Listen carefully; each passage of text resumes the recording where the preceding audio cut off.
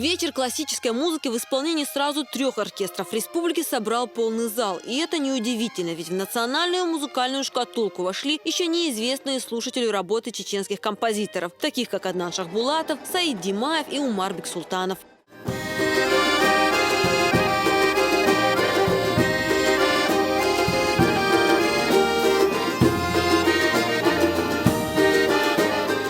Этот проект проводится впервые на грант Министерства культуры России по федеральной программе культуры России, который был выигран Чеченской филармонией в прошлом году. Сложно было собирать, восстанавливать нотный материал многих композиторов, которых мы собирали, прям буквально по листочкам, наверное. Практически впервые проделана такая работа, и для многих музыкальных школ, для оркестров нашей республики это буквально-таки находка.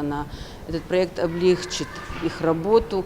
В сборник сочинений народного творчества вошло 277 произведений. Композиции «Старинный танец» в исполнении симфонического оркестра, узоры Грозного, который сыграл оркестр народных инструментов, зал поддерживал аплодисментами.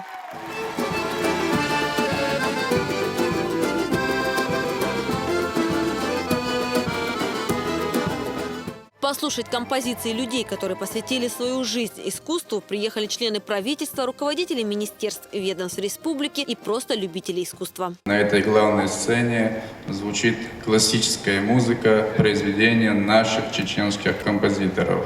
Я думаю, они внесли очень большой вклад в развитие музыкального искусства, культуры Чеченской Республики. В прошлом году мы начали проект под названием «Музыкальная шкатулка». Главной целью этого проекта было собрать нотный альбом ранее неизданных произведений. Мы на этом мероприятии презентуем первый вот такой шеститомник. Здесь собраны произведения, в первую очередь, 3 великих чеченских композиторов. Это Аднан Шахбулатов, Умар Бексултанов, Саид Димаев. И это уникальное пособие мы с гордостью сегодня презентуем, поскольку этим мы сегодня выполнили еще одно поручение нашего главы.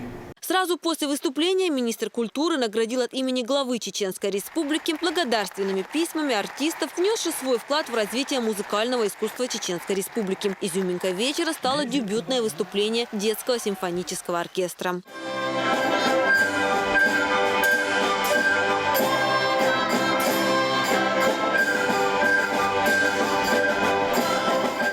Динара Мурадова, Расул Арцухаев, Зелимхан Закаев.